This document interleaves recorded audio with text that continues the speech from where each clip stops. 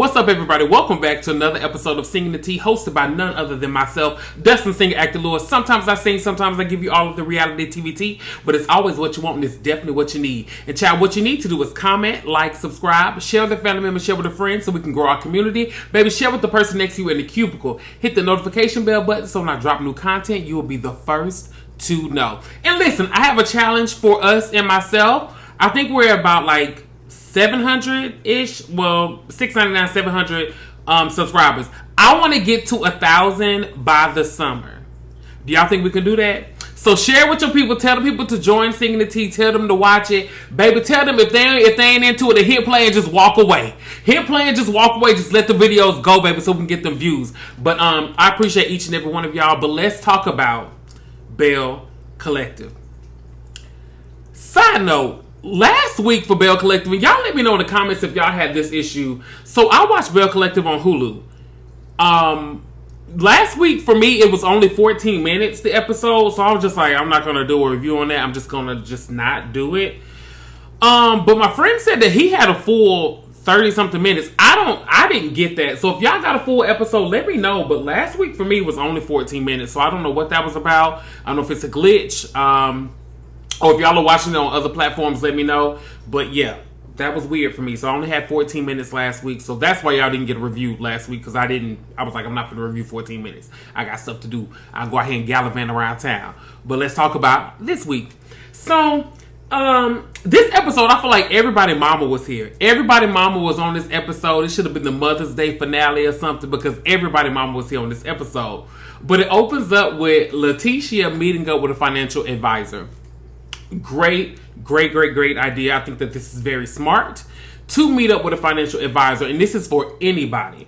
I think that sometimes we feel like you have to meet with a financial advisor because you feel like you have all this money or you're the richest person out there in the land. No. A financial advisor is to help everybody manage their finances, and it's just a great thing to do. So if you have a financial advisor or if you're looking to get one, please look into it so you can go and get you somebody, because I think it's great for you to get your affairs in order. I think it's a great thing.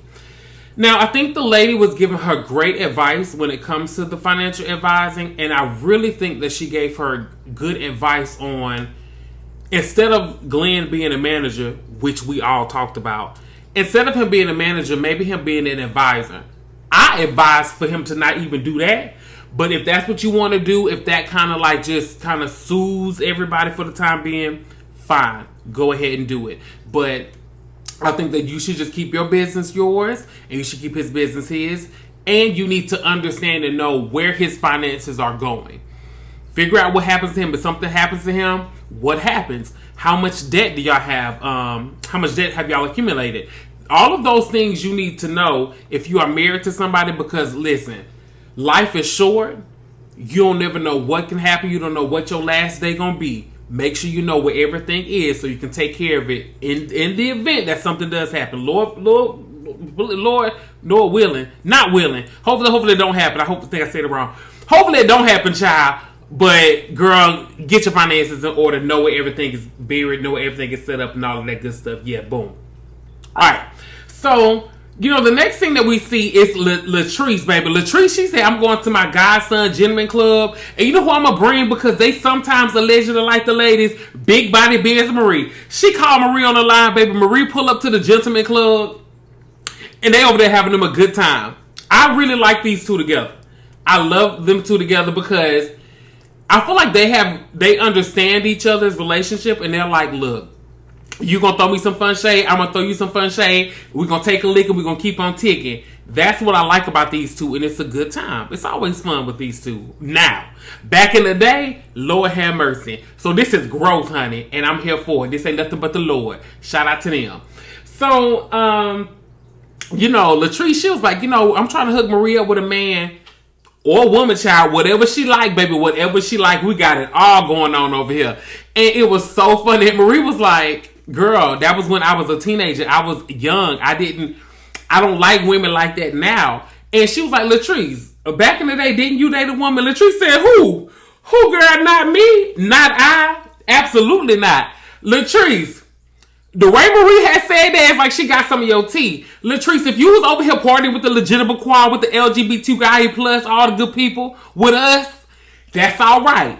That's all right. You could be bilingual. You can be trilingual. You can be all of the things. We support it, honey. You a married woman now.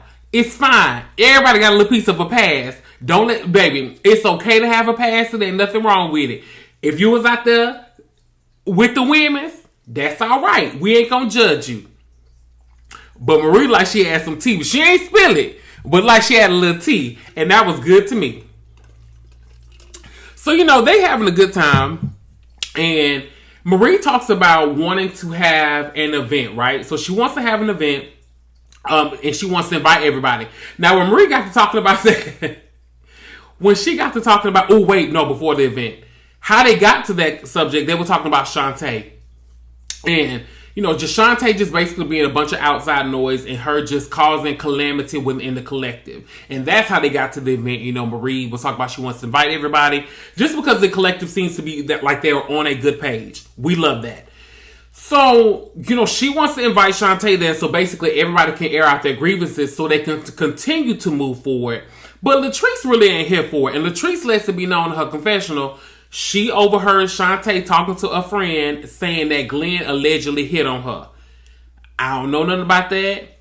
Shantae just allegedly seemed to have everybody tea and everybody knowledge, so I don't know. I don't really trust Shantae. She just seemed to have popped up out of, manifested out of thin air.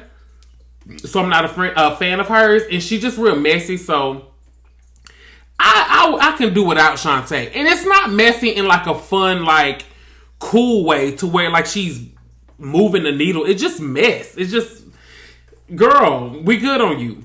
So, when Marie was talking about that text message, and she was talking about even you carry the flip-flopper or whatever. Baby, when I tell you that was, baby, Marie is not playing with Miss Carrie. And it's Slick is good to me, but I do love me some Carrie, but I love me some Marie too.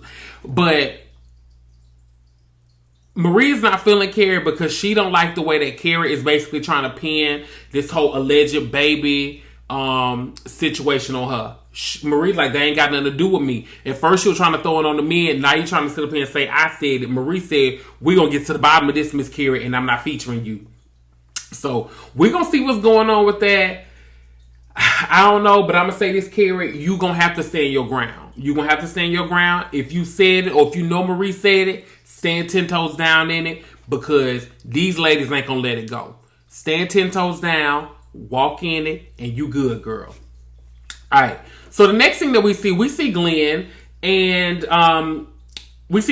Letitia. They are going to have like a little meeting, right? They're going to meet up to have a little meeting, get some food, and of course the prenup situation, the post-nup, not prenup, the post-nuptial conversation is being had. So when she was talking to her financial advisor, they did talk about the post-nups. So now she is wanting to talk to Glenn about it. And of course, we already know Glenn is not going to be cool with it. But before Glenn gets there, she FaceTimes Shantae.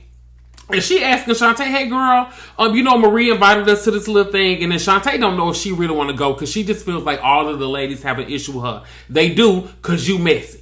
They have an issue with you, but go ahead and go so we can get this scene and the people can get you together and we can move on to the next thing. So go ahead and show on up. You know you're going to show up, girl, because I think they probably cutting you off for a little piece of check. So you know you're going to show up. Because we need somebody for these ladies to jump on a little bit. So when Glenn gets there, they kind of talk about the whole meeting and talk about Shantae. And Glenn doesn't care for Shantae either. Glenn is like, child, I don't know this lady like that. I'm not cool with this lady. That lady is team. Me and Letitia and I getting back together. We all are quiet as it kept Glenn. But, Glenn ain't rocking with her. And Glenn, this is one time I agree with you. We ain't rocking with her either. I don't care for Shantae like that. If Shantae was more cool, like she sat on the sideline and was just chilling, I think I could vibe with her a little bit more. But it's something about her now. She just works my nerves. She just does a little too much for me. But that's it. So, they get into the conversation with the financial advisor. So we finally get into the financial advisor piece of it. And, she's trying to get a good understanding of, like, his finances. She was like, I know I'm on your 401k. I know I have some of these things. But, like, if something happens to you, like, am I the beneficiary? Like, who is? And Glenn, I'm going to be honest with you. I didn't care for the pause that you had after she asked that question. That pause really made me like question like, what's going on here, Glenn? Like that pause was a little like fishy. It was a little suspect. But when you said, you have your son on there and then you were like, oh yeah, you on there too. You on there too. But I have my mama on there as well. I can understand why Letitia has an issue with that. I can understand it. I don't think Letitia has an issue with him taking care of his mom. I think the issue is Glenn did it without talking to Letitia first. That's your wife. When you do stuff like that, you need to let her know. And this is one of those things you have to have a conversation about the finances. Glenn, I don't think there's anything wrong when you want to honor your mother and you want to make sure that your mother is taken care of in the event that you are no longer here and she still is. I can get it and I can respect that. I think you need to make sure that your wife is taken care of too, because if you're taking too much out of your household with your wife and your son, then what? Who's going to take care of them? And that's what you have to think about. So I think that you got to remember you married your wife and your wife comes first. You got to make sure that household and everything with your wife is good before you take care of something else. So she brings up the post nuptials. And of course, Glenn ain't cool with it. He got an issue. And he said, listen, if that comes up, then that means we automatically getting divorced. Which Glenn, in all honesty, a post nup, because it seems like Letitia doesn't necessarily have what she, from the show she does. Or no, it is. That's what's weird to me with Letitia and her finances. It's super odd because she makes it seem like she doesn't have anything, but then she was like, "Oh, I put these events together. I'm doing these brunches. I'm doing y'all hurt my finger. I'm doing these brunches. I'm doing the Belle's bomb and stuff. Where's all of that money going? Like, Glenn just seemed to work offshore. You were doing all this other stuff, so you have nothing. I'm confused. And I don't know if that's just a storyline piece. I don't know if it's something that maybe at the reunion we can clear up. But it's really odd because I'm not understanding why you have or had nothing. It's odd. It's odd to me, but whatever. But I can understand him not wanting to be cool with it. Then, y'all talk about y'all working together and you're like, hey, instead of you being a manager, I can see you being an advisor. He was just like, fine, whatever, at this point, because he knows things ain't going his way. And I think one of the things that I'm starting to feel uncomfortable with these two, I feel like they are playing with their marriage on camera and it's getting uncomfortable. Like, it's getting uncomfortable to the point I'm like, I don't root for divorce. I do root for happiness, though. And I do think that sometimes people stay in situations longer than they should. Because for the sanctity of marriage, or because like, I have kids in this 2-parent household. Child boom. But I think that they are playing with their marriage on camera and it's just getting out of hand and they need to figure this thing out. It's too much. It's too doggone much. And I'm tired of it. I don't know about y'all. I'm really tired of seeing them two play with their marriage on camera. It's too much. So the next scene that we have, it is Matt and his mama meeting to have a conversation, and his mom was doing a little too much for my liking. She was doing a little too much for me. Up there looking like Storm, a light-skinned Storm. Girl, you gonna have to calm it down. Now, Matt, you was a handsome man. You cool. I like you and Carrie. I honestly like your mama. But she was doing a little too much for me, and she was giving Carrie a little too much in this scene, if you ask me. So they get to talking, and, Matt talks about he's going to move forward with pursuing his own management company for baseball. I love that. I think that you should do that. I think that's something that you're passionate about. I think that you are in a position to have a lot of clientele and you have a lot of eyes on you from this show. Great opportunity for you to do it. Strike while the iron is hot. I think it's a great opportunity. I do think that Matt probably is just like, Carrie has this other situation here and it's like, okay, we're bleeding through finances over here on this side because you won't let this restaurant go. And I'm trying to do this other thing. And it's like, he probably feels frustrated because he's like, what do I do? What's the best course of action? And I think he just kind of chose himself in that moment to be like, look, I'm going to just do this because I want to do this. I can see the future of how much earning potential this possible thing has. So I just want to go with that, which is totally fine. I get it. I think the thing with Carrie and Matt is I think that there is a communication just like kind of just rift there and they just need to go to therapy to work it out. Nothing major.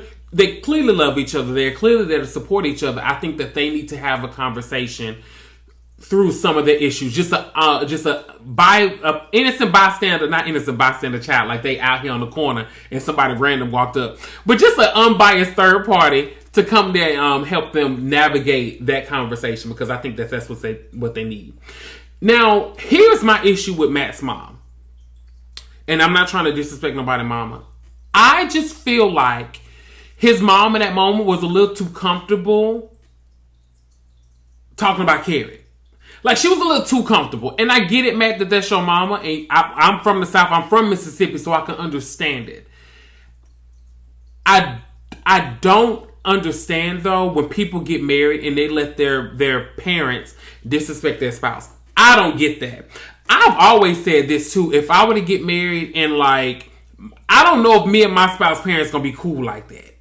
And I'm not saying that I don't. We'll be cool. Let me rephrase that. We will be cool, but I don't know if it's gonna be a situation of like, hey girl, you want to go get our nails done? Hey girl, you want to go get help? Well, I can't go unless she want to go get a shave. Girl, you want to go get a ball fade? Girl, you want to line up beards and stuff? You know, we can go and do that. But like, I don't see myself being that person that's like, oh, me and your mama out here going shopping, or me and your mama doing all this. I'm always be cool. I'm always be respectful, but I don't see us being like, be picking up the phone, we calling each other every day to go hang out. I don't see me doing that with somebody. And I think that sometimes in those scenarios, it can be best because you have situations like this to where it's like, I think his mom is just a little too comfortable. Like, she's too comfortable with interjecting herself into their marriage, and I don't like that. Because although, yes, Kerri needs to make a decision on the restaurant.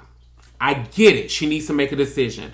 But I wish that sometimes the people in Kerri's corner in her life will take a step outside of themselves to see that, hey, y'all, this is a big decision for her. And the girl is hurting behind this decision. And instead of everybody coming down on her to be like, well, you just need to hurry up and make a decision, maybe we need to take a step back to be like, why hasn't she made a decision yet? Why is this so hard for her to make this decision? And maybe approach it from a different way, because I think that that's all she wants to hear. The girl she hurt. She wants somebody to she just wants that safe landing space. She just wants a soft place to land so that she can get through this situation. But she knows what she got to do. She just wants somebody to just help her through it a little bit. That's it. So, man, support your wife a little bit. Don't let your mama talk about her too much, because they're talking about the boxing gloves and stuff. I just ain't like that. I just didn't like it. But that's just me.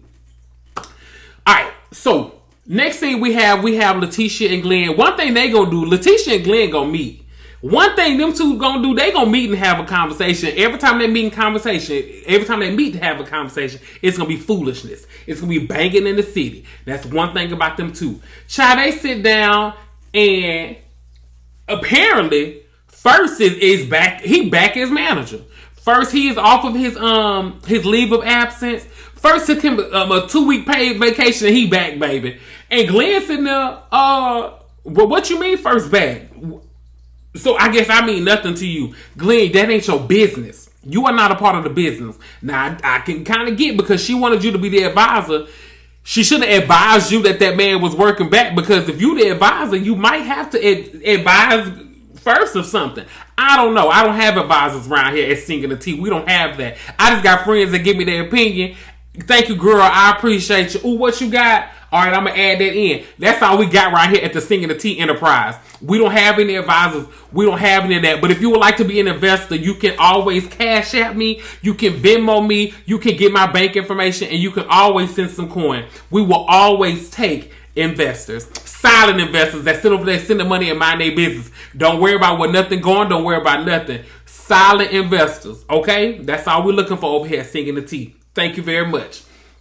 Now, apparently, they done ended their celibacy. And child, it seems to me that they should have kept on going. Because these two here, baby, you done gave him a little piece of the cookie and he is over here, baby, he got a sugar rush. Because the man is over here upset. I don't know what itchy gitchy yah you put on him. But you gonna have to calm it down, Letitia. You got that good girl, because that man is over there acting a fool. That man is acting a plumb fool, and it's too doggone much. Now, Letitia, I feel like sometimes with y'all, just going back to, I feel like y'all are testing y'all marriage. It just seems like y'all are testing each other. And instead of just like clean slate, approaching with a clean slate and just really working through y'all's issues, it's always something with these two. And I'm going to say this too. Letitia, when you said that you did not trust that man and you don't consider him a safe space, baby, what else did you expect for him to say then? Well, why don't I just leave? I would say if I was with somebody and they said that to me, I would be so hurt. And I would be like, well, I don't know what else to do. Do you want to go to therapy? Do you want to try to work this out? But if I'm as your partner, as your husband, I'm not a safe space for you. You don't feel safe. That will break me to my core. Now, I'm going to say this in Letitia's defense. Glenn, she ain't get there by herself.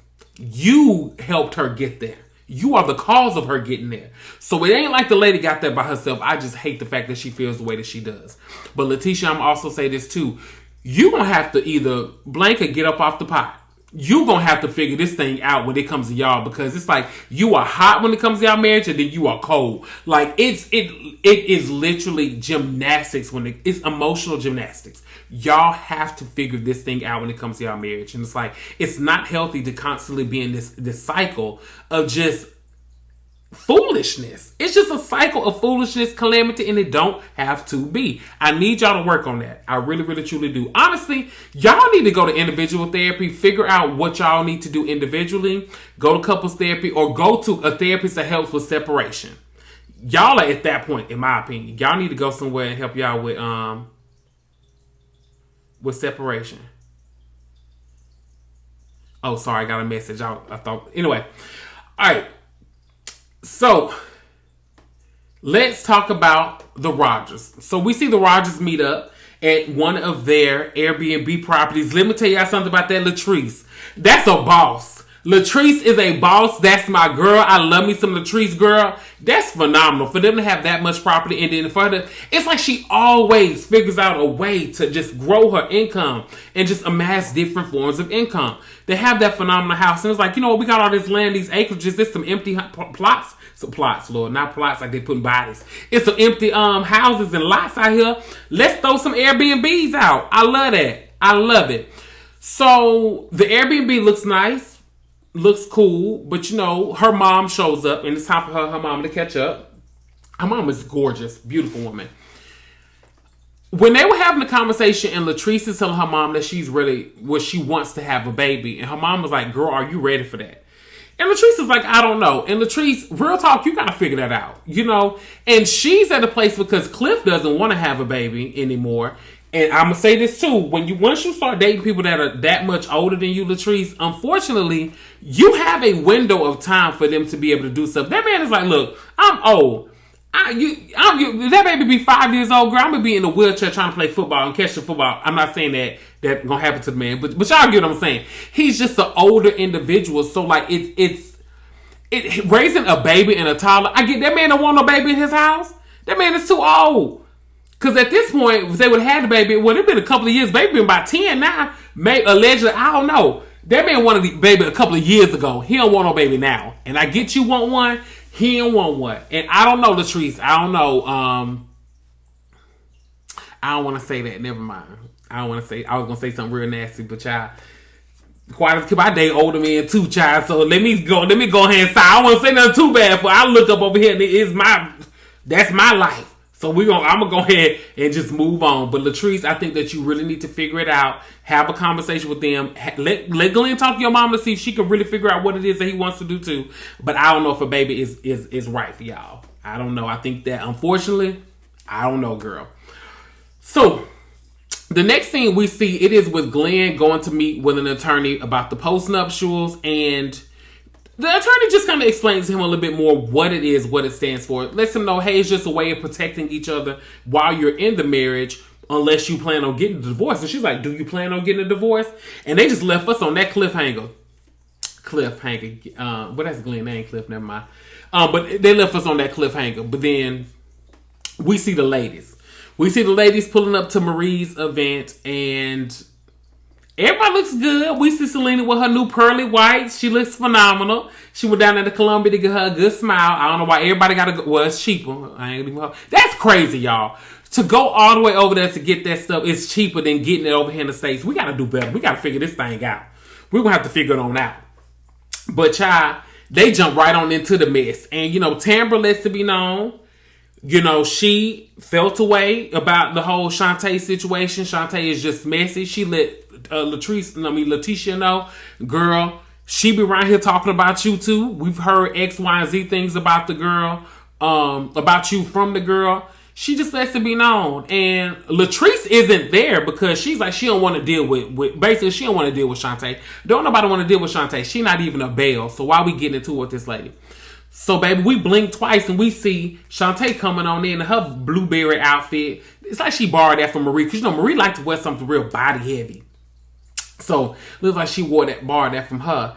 And, child, when she gets in, Tambra's getting ready to leave. And, baby, before she can even leave, they start getting into it, her and Shantae. Shantae, I'm going to say this. I don't know if you and you and Letitia had a conversation before you joined the cast. I don't know what it is, but if you and that lady had a conversation about y'all supposed to be cool and y'all was going in this thing together, you need to check her because she's selling you up the river, girl. It's just like you and this lady are so cool.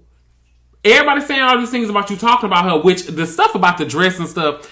Hearing Letitia talk about how she didn't have any finances and the lady saying, well, I paid for her dress because she didn't have nothing. I can kind of believe that. Some of the stuff I can kind of believe that they saying. It's like, unfortunately, Letitia, you kind of led us to believe that you was just dead broke out here like you didn't have nothing. You asking your mama to put her on your credit cards. It's kind of easy for us to kind of sort of believe some of the stuff that's being said. But hey, we don't know. But I will say this. We can, whatever the girl name is, Shantae can sashay away because we getting tired of her.